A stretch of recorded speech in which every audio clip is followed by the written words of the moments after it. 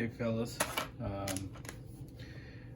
I'll make this real quick. Try not to ramble too long, but this is my I guess next project car. This is an old OFNA Pirate 10 4-wheel drive nitro buggy.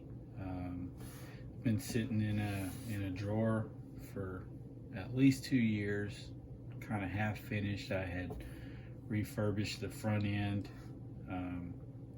rebuilt everything, and then I just left it like that. The rest was just filthy disgusting.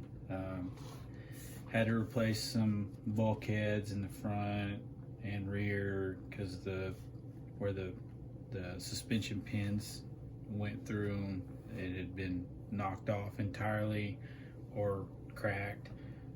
Got those replaced. Don't know really. I guess I kind of lost my mojo with the gas buggies for some time, and I think I still have. I'm thinking I might just convert this guy to a brushless electric setup.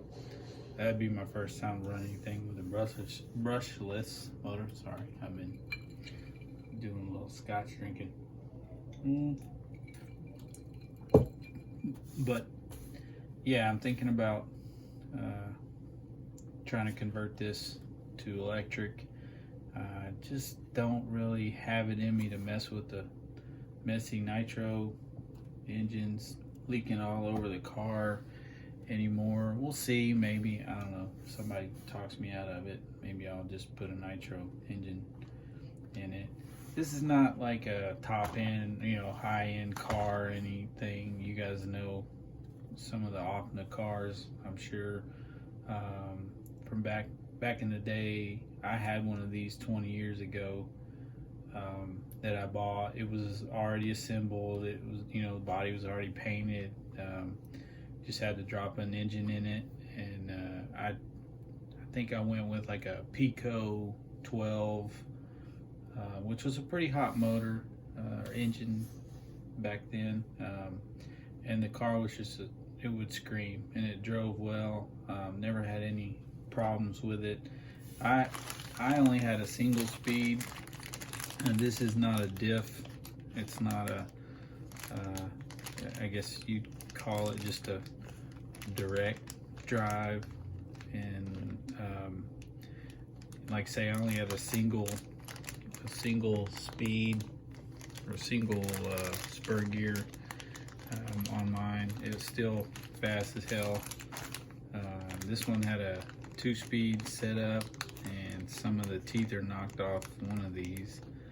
I'm gonna order some parts, try to put this back together, although if I convert it to electric, I might have to do some additional modifications to it. But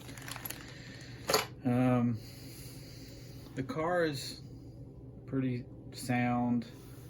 You might recognize these shocks. They're from the Kyosho Riri kits, like the Optima or Javelin or Ultima. They're brand new.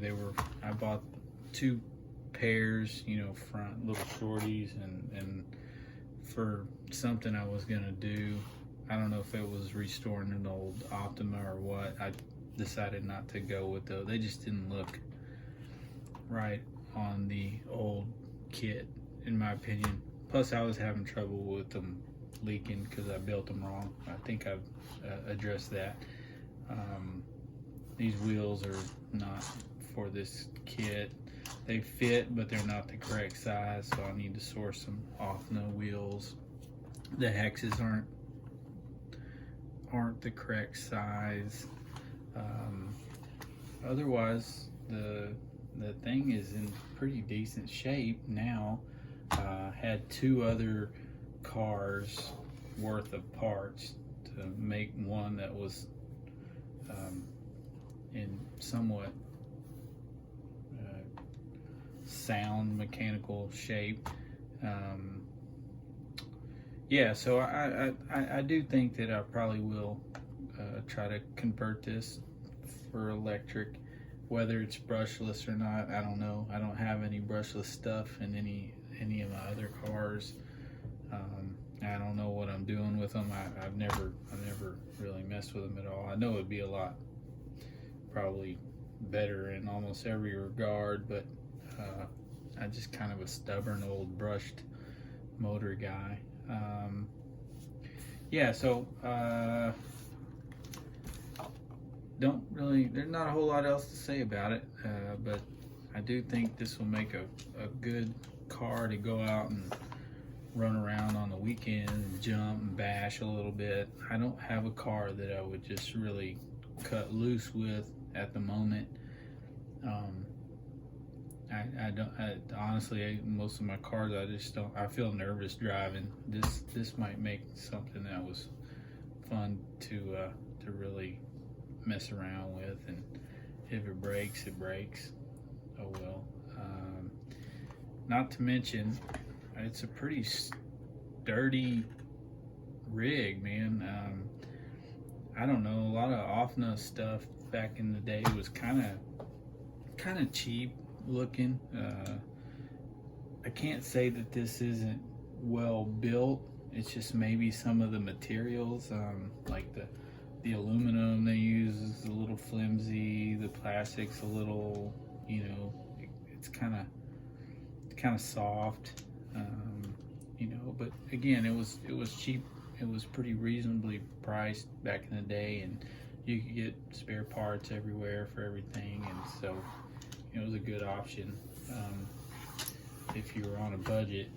And now this is not worth going and searching, eBay for all original parts and putting it back the way it was. It's just, I don't know, it's just not a very popular, sought after car to begin with, but I think it would be kind of a cool looking semi-retro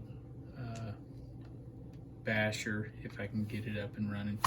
But yeah, just wanted to show you all that and see if anybody wants to talk me out of trying to convert it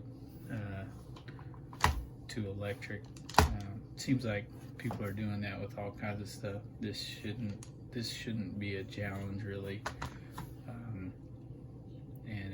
Maybe this would be a good first attempt. I've always wanted to convert a Kyosho TR15 to electric, but I don't want to screw one up. So, like I say, maybe this would be a good one to try my hand at and make some mistakes on. And yeah, if I do actually get anywhere with that, I'll update you guys. Let me know if you got any questions, or just think I'm an idiot for trying this. And I'll see you guys soon. Thanks for watching.